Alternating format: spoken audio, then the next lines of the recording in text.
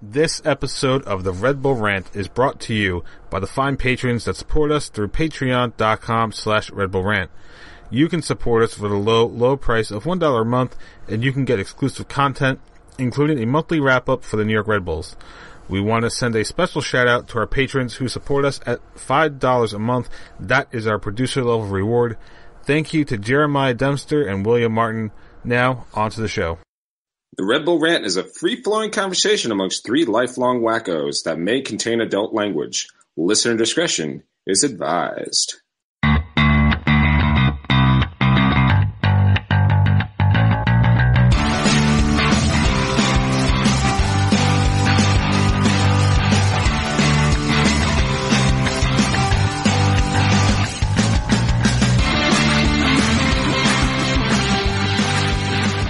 Welcome, my friends, to the Show Them Friends. This is the Red Bull Rant podcast. I'm your host, Jason Iapicco. I'm Pat McDonald.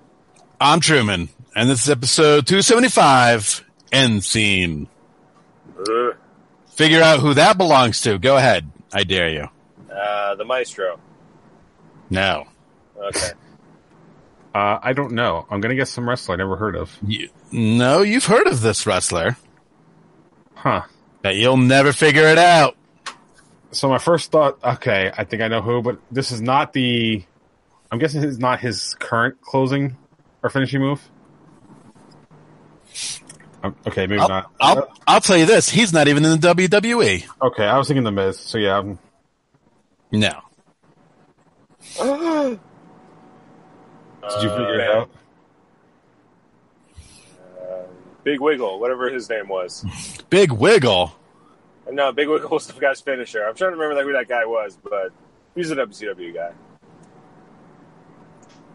You'll never know, and I'll never tell. Until we find out through Google. That's right. All right, anyway, let's move on, because this is not a wrestling show.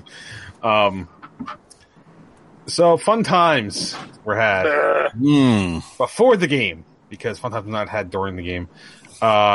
Red Bulls hosted Columbus Crew. In a game, most people probably thought at least they were going to draw. Right? We all predicted wins, but it's like we're not losing this game at home. Like, there's no way. And they lost. And they lost in spectacular fashion, too. Before we talk about it, we're going to do the tweets, because I'm pretty sure we'll talk about most of that stuff anyway. So, Truman, what do our listeners have to say? Well, there's a lot of tweets and then replies, so let's just go with tweets for now, okay?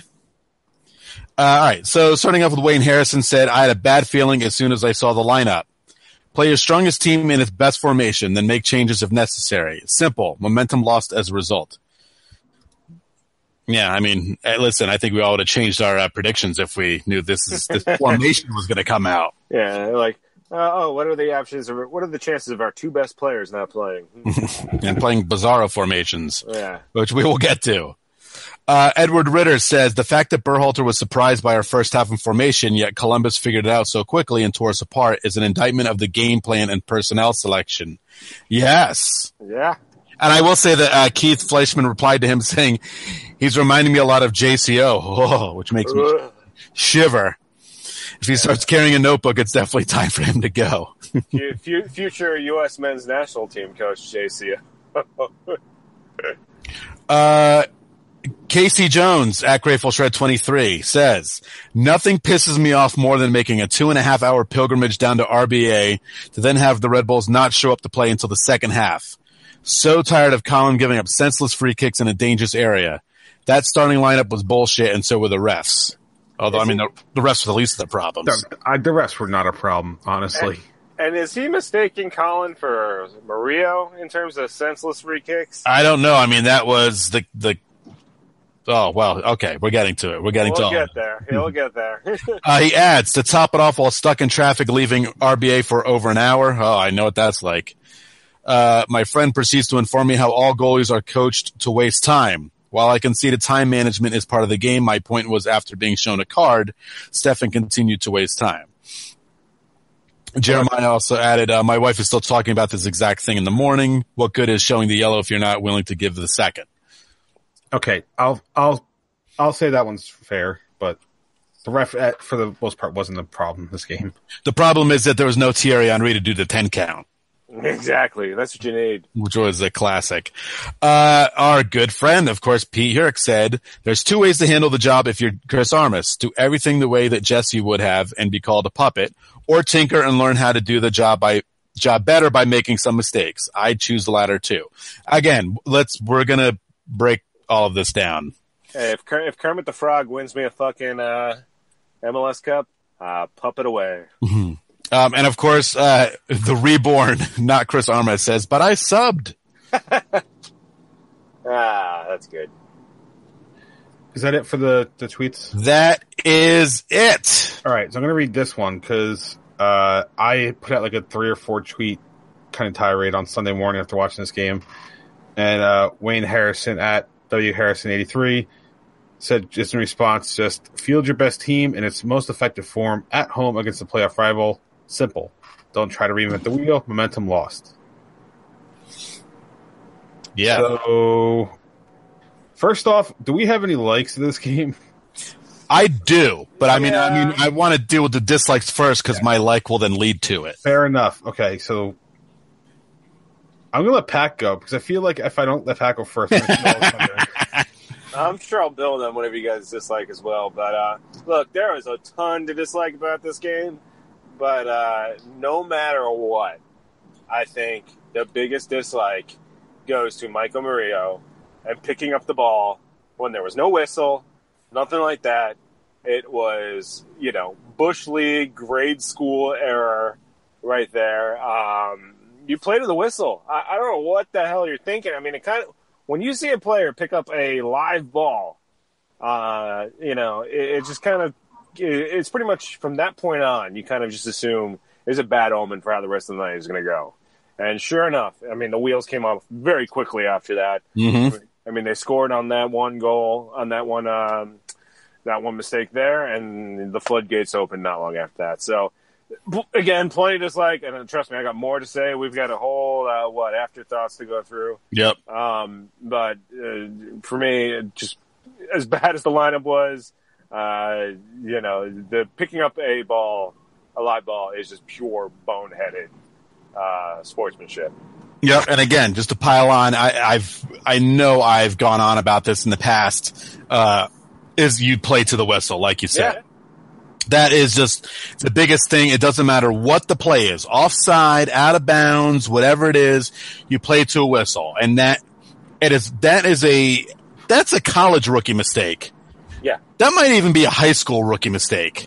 I think that's kindergarten rookie mistake. Yep. I just, and it wasn't even like the ball, was he came out and he grabbed it, right? Like the ball was already in play for a few seconds. Like it wasn't an immediate play. That's even more infuriating. That there was moments to think about, don't do it. But all right, just to be different, my dislike is going to be not the lineup, but the formation.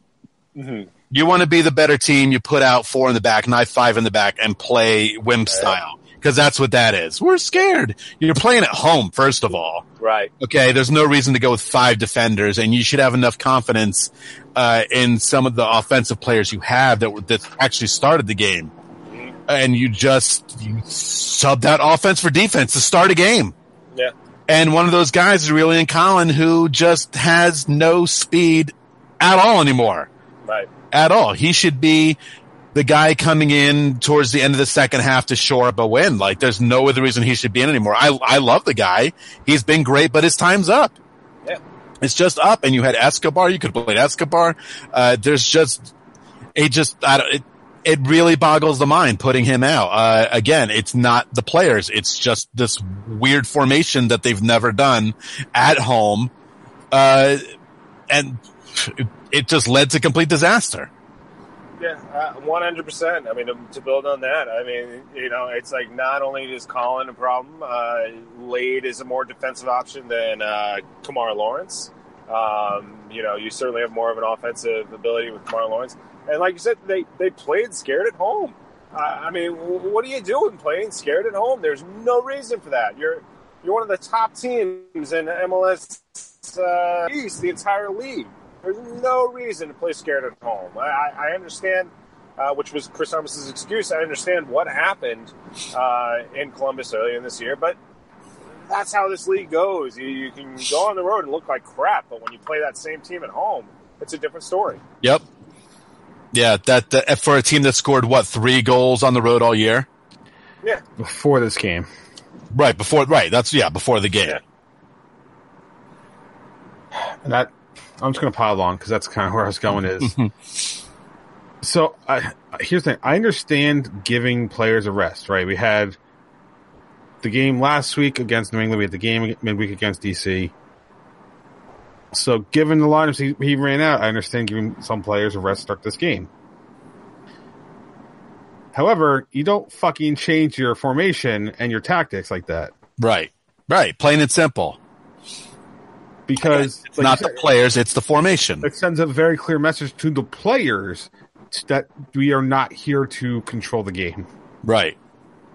And you can tell me that we're technically 3 in the back because of how the wing backs push up. Fuck that. No. They're defenders first. That's their role. If they were actual attackers, they'd be called midfielders. They're not. They're called defenders. Okay? And you know what? I'm just going to keep going because this is going to... Please. Go for it. This fucking trend of starting slow, first off, isn't just on Armas. It's on Jesse Marsch, too, because this shit happened before Marsch left. To a degree. It started before Marsch left. I will put a lot of it on Armas, but I'm not giving him 100% because I feel like this started before he left. I don't know about that, but whatever. All right. Anyway, bigger picture is this shit is stupid. There's no fucking reason at what? We're past game number 20 now, I think it is, or something like that. Right? We're going into August. We shouldn't be in this mode of starting slow, and especially with how this team is supposed to be playing, starting slow and finishing hot. That's not what it's supposed to be. It's supposed to be 90 straight minutes of fucking pressure so the other team loses their shit and turns the ball over however many times. Mm-hmm. That's not how we're playing. And I said this on the tweet, and I stand by it. It's on Armas, and it's also on Luis Robles. He's the captain on the field. Part of his job is to get the players up for games when necessary, and neither of those players or people did their job this weekend. Neither. And it's so fucking frustrating to see that it takes them playing like shit for 45 minutes and going into the locker room to be told, hey, you're playing fucking soccer, act like it. No. They're fucking professional soccer players. They'll be playing like it all fucking game. And again, especially at home. Yeah. I don't even care. No, at this point, it doesn't matter where they fucking are. They're the number 3 team in the East. They're like number 3 in the Supporters Shield. Still on that last. It doesn't matter. You know what? Play on the road, play your style, and lose. That's fine. I can accept losing on the road to a team that outplays you. I can't accept a team not playing their fucking way for 90 minutes and giving up goals because they're too scared shitless to do anything. Yeah. Honestly, if you told me it was 3-2 and Columbus just beat us 3 times off of high press, fine, I'll accept that because that shit's happened for the last 3 or 4 years. But you're going to tell me that the first goal we give up is because Murillo loses track of where the ball is and picks it up because he thinks he heard a whistle. that we had 3 defenders available and all of them got caught ball watching at midfield. Yeah. Like, no. That shit is on the players for not doing their jobs. It's not as simple as we got beat by a better team. Columbus is not the better team by the clear fact of the standings. Right. They scored 3 fucking goals before coming into Red Bull Arena. We allowed them to double their road scoring for the year. Yep. That is clearly on us not playing a game that we're supposed to be playing. And you know what it took? It took BWP and Kaka being subbed in at the start second half for any sort of pressure apparently to be applied in the offensive side of the field. All right. Well, before we go to some more afterthoughts, can I go right to my light? Cause you're leading right into it. Go ahead. I'm going to say they brought in BWP and Kaku, and in the second half, they showed that they are a better team than Columbus Crew. Yeah. They're a better team. They're a better team when they have their better players on the field and they play the way they should be. I mean, that's a thing to look positively on because they are a better team. I understand that you're resting players, and like we already said, we already get that. But when you see the big boys come out, you see the difference, and Royer's goal from Kaku just shows you how good they can be. Right. I mean, my like is pretty much the same. When those two came on the field, you could see that they can control possession, they can attack, all things that were sorely lacking in the first half. You can only hope that this is a harsh lesson that Chris Armas learned. But we'll see. Jay, you have anything before we do afterthoughts? No, because I'm too fucking pissed about it. We gave up 3 first half goals, and that we even had to try to make a comeback like that. Yeah. So, all right, well then, afterthoughts. I mean, I'm just going to come out and say it. I mean, Chris Armas is not ready to coach this team. People can talk about synergy all they fucking want. I'm sick of fucking hearing about Rafe Ball and how it's just a plug-and-play system. I mean, anybody who says the plug-and-play system is not giving Jesse Marsch the credit he deserves for the job he did over the last, 3.5 years? He was the best. He probably was the best coach this franchise has ever seen. And people want to say it's just a system. Bullshit. It's just a system. And I put something to that effect on Twitter, and people are like, well, they're not playing Ralph Ball under Chris Armas, so you can't say it's Ralph. The Ralph Ball's the problem. And I'm like, that's exactly what I'm saying, because if it's a fucking system, all you have to do is tell Chris Armas, give him the binder like they do in baseball, and say, play this. And if he's not playing Ralph Ball, why is he not on his ass? Because that's what they do. I mean, it's because this Ralph Ball is this idea that Ralph Ball exists is a sham. All right, and it's not plug and play. And this team, which was very much a contender for MLS Cup, is, in my opinion, absolutely not a contender for MLS Cup right now. They looked the worst I have seen them, I think, since they lost a home game against Chivas years ago. I don't remember what year it was. I think it was the year I had season tickets, so we're talking 2012. Well, when Chivas even alive? That was 4 years ago, so I mean... this is the worst I've seen them look since then. It was for a half, mind you. It was terrible. And look, again, I don't want to pile on Chris Armas too much, because he's not the one who bailed on the team halfway through the season. And then when somebody does bail on the team, and then the boss says, hey, you want the promotion? You're going to take it. But let's face it, the guy's not.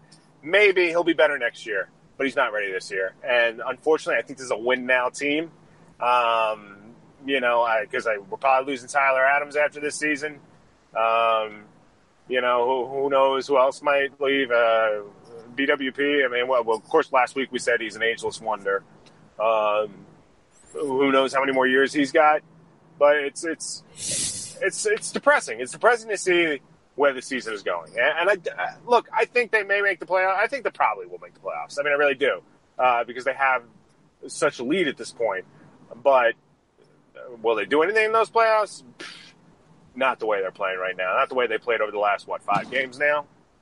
Not a chance. And again, I'm not going to pile on Chris Armas here by saying that Chris Armas did not fucking pick up a goddamn ball with his hands on the field and didn't also give up an own goal. So I'm going to credit him for that. Those were definitely not his mistakes. Just stupidity on the field. But one more thing I want to touch on, and it's an issue we talked in the beginning of the season, and we thought he was going to break out a little bit, but Derek Etienne is not a lone target striker. No. He's just not. I think he's a great player. I really do. But he cannot be the guy if BWP goes down with a serious injury to be the lone forward, because it's just not him. He's a great. He can move with the ball like nobody else. I mean, his feet he's unbelievable with the ball in and around the box. He's great. But as you see, his finishing touch is just terrifyingly lacking at this point. We thought maybe he got a couple, I think 1 or 2 goals. But it's just now that he's coming back in, it's been rough. It's been rough. Yeah. It's been to the Etienne, and we know the guy that just barely misses or just doesn't get the shot off in time. So there, I'm very, very worried because I don't think they have an actual legit bench guy to come off and provide. They just don't. No, not at all. And then, because why not pile on to other people at this point? At what point do we decide that Alex Mawil, the risks outweigh the benefits? Because I feel like that should have been at least like 3 months ago, and we haven't apparently gotten there yet. I mean, he wasn't like terrible this game, but he wasn't great either. Like at what point do we say we need somebody that's going to be more consistent? Yeah. Yeah. Well, I mean, tell the team to spend some money, spend some of that TAM and GAM they've gotten over the years. But I mean, as we've seen with this team, they're content staying put. They're not content spending any money, and what else? What do you expect? All right. Anything else for this game? God, no. All right. So, prediction standings, none of us got anything because we were all fucking jokers and thought this team was going to do something at home. Yes, I'm still upset. I'm not going to lose this upset feeling. Hopefully... Oh, wait. All-Star game first, I guess, technically. Sure. Since, hooray for... Whoa. That's it. Pat's in trouble. Run, Pat. Run. They found you. Someone's having some fun somewhere. I'll make a quick check. Well, that's dinner. I'm glad they were able to greet you with the buzzer. All-Star game. Let's see. What I think is just a pointless friendly for. Man, they're rolling out the buzzer for Pat. That's what they're doing. They got the late night bell on. Okay. All-Star game. I don't even know who's on the team. I just know BWP and somebody else got added recently. I think we got four players. Tyler Adams is on the game and on the team. I believe he was the late addition. I think Was he the one that just got added this week or something? I believe so. Yeah, it was Adams that was added. All right. I want to say Aaron Long. and I can't remember who the other guy is. Murillo? Was it Mario? I think so. Well, there you go. That one's for Mario. Since, so let's see. Ray Phillips was the commissioner's pick. Adams is on it, but I guess he's like a late addition for a sub injury. Correct. Because Zlatan is too good to play in it or something. I don't know. I saw he's not going to be there. He scored a hat trick, so he's like, I'm done. I don't need to. I retire. Aaron Long is a coach's pick, and so is Michael Murillo. There you go. See? Yeah. That game is tomorrow night. I don't even know what time. Probably 8. Is it in Atlanta? Why not? I'm guessing Fox Sports, maybe ESPN. One of the two. Doesn't matter. They're playing Juventus. I probably won't watch because I don't really care. This is my version of Pat's Open Cup. I don't care what happens in this game as long as our players don't get hurt. Nobody cares. Juventus cares because they get a paycheck. That's all that matters to them. All right. So after that, assuming our players don't get hurt, they'll return home for Sunday, August 5th. They will take on LAFC. And after that game will be BWP Appreciation Night. Woo! So I hope for the Red Bull's sake that they actually win, because that would just be like salt on the wound at this point. They'll be celebrating his 100th goal, which, by the way, he did score number 101 technically against Columbus. It looked like it was an own goal on the replay. Then they awarded an own goal? No, they awarded Wright Phillips the goal. They did, okay. But to me, it looked like it came off of the defender, and I guess it was too quick, and that's why it's not an own goal. I don't know. All right. Anyway, BWP's at 101, so there you go. Yay! So LA comes in with a 10-5-6 record, 36 points, second in the East or West. Sorry, +9 goal difference and a very decent 5-5-1 away record. So not a team to overlook, especially playing at home. Their last 5 draw, win, draw, loss, draws, and the only advantage to all that is the loss was on the road. Every other result was at home. So at least there's that. They lost, I think it was like 5-1 to Minnesota in their last home game. So at least there's that. So predictions, Truman, since you're in the lead, you get to go first. What do you think is going to happen on Sunday? Well, it's do or die time, I guess, right, for Chris Armas to prove that last week was just a fluke. Because it better have been just a fluke. I really hope Bradley Ray Phillips barely plays in this game. I hope he plays for like 3 minutes. I hope all of our guys play for about 3 minutes because they all need to be starting the first half Sunday against, again, a very, very good LA2 team, Chivas, whatever you want to call them, the LA Kings with their black jerseys. I don't know. But anyway, I think they're going to win this game. I think they're going to rebound. I don't think they're going to shit the bed 2 times in a row at home. I'm going to say 2-1.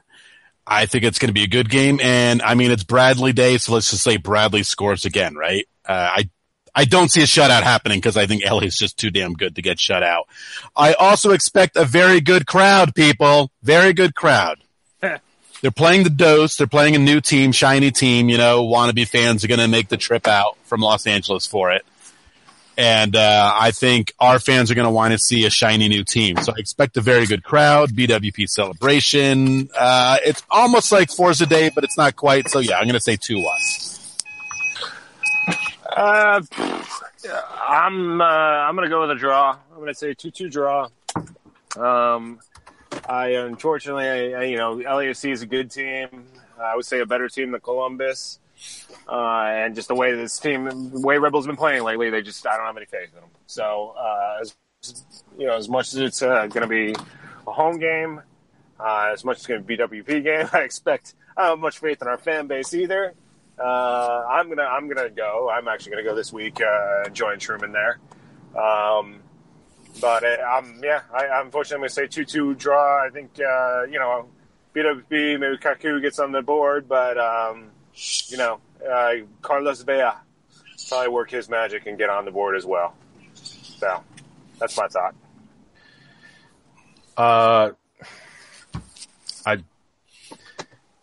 And this is strictly because of last week, I don't trust the team to win at home anymore. Yeah, exactly. Which is a sucky feeling to have, especially giving the, quote, fortress that this Red Bull Arena is supposed to be for this team. I'm going to go 3-3 draw. And the reason I'm going 3-3 draw is because LAFC can't hold on to a lead. Hey-ho. Wait, hold on. So what you're saying is we should definitely wear white jerseys. Like that, we got to get in their heads, like from moment one, right? White jerseys. I mean, they won't be white and yellow, but still, maybe that's going to scare them a little bit. We can make them white and blue at least. Get close. BWP needs to wear stilts, so he's like 6'8". Yeah, so that's. I mean, they can't hold the lead apparently. So why not? So anyway, yeah, that's my thing. Because anyway, New York Red Bulls 2, their last home game, they drew 2-2 at Tampa Bay. Next game is Friday the 3rd against Penn FC, and that game's at 7 p.m. Eastern Time. Sky Blue FC did not lose, but they didn't win either because they didn't play. And do you know the exact reason they didn't play? The exact reason? All I saw was their schedule due to weather. Yes, because they couldn't fly their plane to Chicago. That's what it was. Yes, it wasn't like they got to Chicago and there was serious weather. No, they didn't even leave to get there because of serious weather stopped them from actually going. I was going to say Friday night was pretty bad, so that would explain a lot. Yeah, now, that sucks. But just think about some of the fans who drove out to Chicago. Because there were people who made the trek to Chicago, got to Chicago, realized there was no game, and then turned around and drove all the way to Hartford for the women's national game. Oof. Yeah. Yeah. Now, I have a couple friends who made a stop in between. They stopped in Ohio They immediately left Chicago, drove to Ohio, stayed overnight, and then drove to Hartford. That is dedication right there. For sure. Sky Blue has a fan base it doesn't deserve. Right? Yeah, for real. All right. So, moving on to the dumping ground. Since this is a weird... So, it's good for FC Cincinnati because they signed their first MLS player, but it's a little weird. So, the Portland Timbers traded Fernando Adi to Cincinnati for 2019 allocation money. It's just so fucking... I just don't understand that at all. They're not really a MLS team yet. So, why not just call this a transfer? Yeah. Although it's transfer with money they don't actually have. So, so Adi will play the rest of the year in USL and then come back to MLS next year with FC Cincinnati. When its team gets promoted. Yes. So, and that's it for me. Well, again, there really wasn't what's there to talk about, right? Not I don't know. Not much going on. Watched a little bit of this International Champions Cup, I guess. That was something. Sure. That was a thing that happened. Yeah. That's it. I don't know. I think it's still going on. So I will say American fans just do not seem to be into this year's iteration. And I don't know if it's just because half the stars are resting because World Cup. Well, right. Or U.S. fans are starting to finally get wind that this thing is meaningless.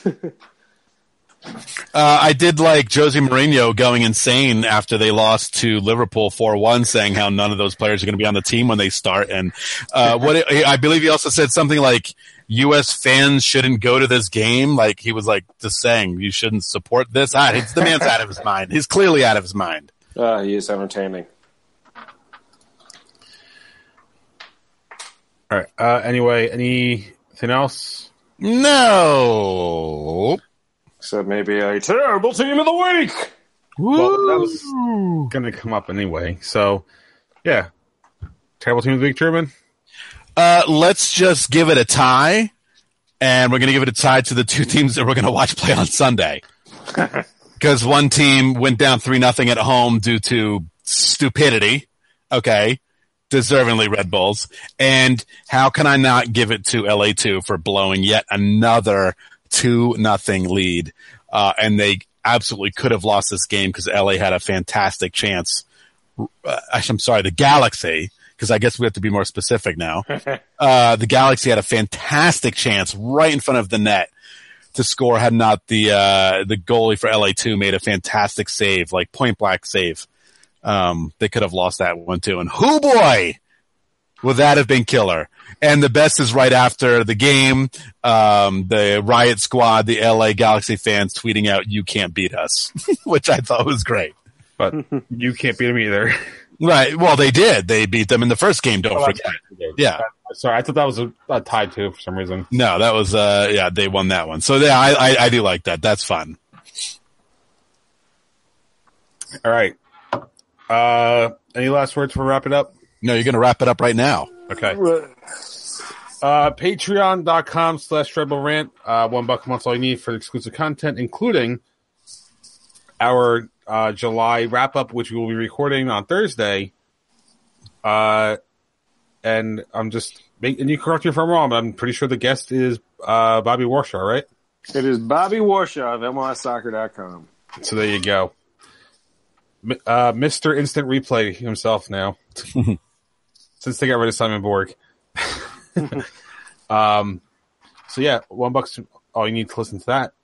Good stuff. If you want to email us during the week, redbullrant@gmail.com, which, by the way, I am surprised we did not get an email for this game. Right?